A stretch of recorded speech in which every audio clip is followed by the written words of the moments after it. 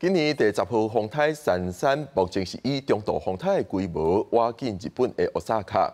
气象专家就提醒民众，后礼拜若是要去日本的旅客，就要注意风台上新的动态。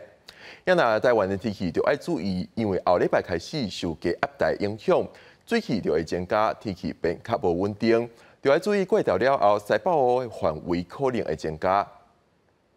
受太平洋高压影响，全台中岛各地感觉真热。不过午后热对流真旺，同以南地区甲新北甲东半部山区是出现落大雨情形。也那下礼拜开始，天气形态慢慢转变。太平洋高压减弱了后，午后雷阵雨的地区会更加扩大。下礼拜3到拜5转为西南风，加方面中南部规天可能落雨。夜晚到清晨这段时间，可能会有这个零星的海陆风符合效应所产生的零星的短暂 阵雨，或者是甚至雷雨发生。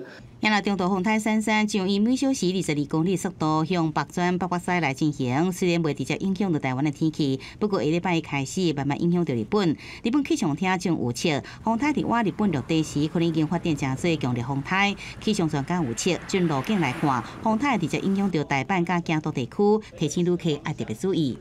大概是27号、28号这2天，如果是要到京都、大阪那一带的朋友，可能要特别关注这个珊珊台风的预报。那当然，因为它在25号、26号的期间我们可能还是要特别注意一下它的路径的变化。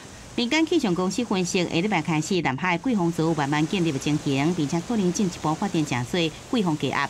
将来台湾附近的环境会较无稳定，而且水汽继续较多，要特别注意。午后热对流可能带来一时的强风大雨。